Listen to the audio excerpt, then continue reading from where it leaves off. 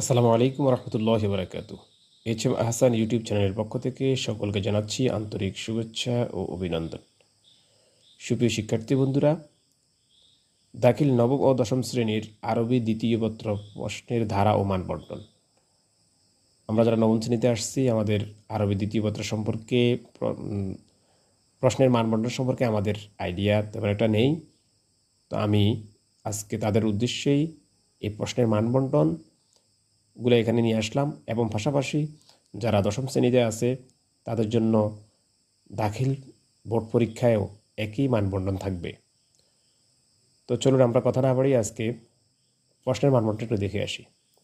আমাদের ক নম্বরে যে 3টা প্রশ্ন থাকবে, এখান থেকে এটার মান থাকবে 55।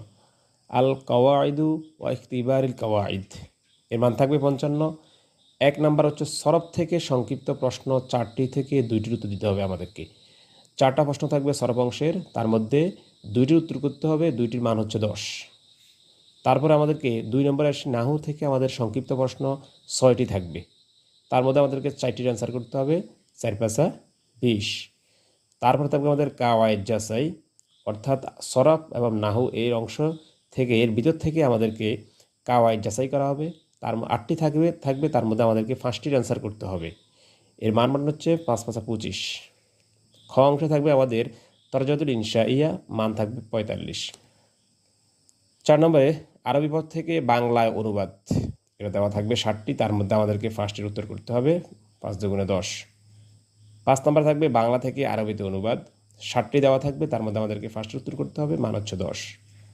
6 নম্বরে দরখাস্ত অথবা পত্র লিখন, 2টি থেকে 1টি, মান হচ্ছে 10।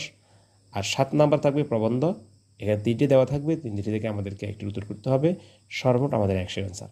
তো সুপ্রিয় শিক্ষার্থী বন্ধুরা, আমি এই চ্যানেল থেকে শুরু থেকে প্রত্যেকটি টপিকস নিয়েই আমি সংক্ষিপ্ত আকারে যেভাবে লিখলে তোমরা ভালোভাবে বুঝতে পারবা, ঠিক সেভাবে আমি শর্ট করে প্রশ্নগুলোর উত্তর এই চ্যানেলে আপলোড করার চেষ্টা করব।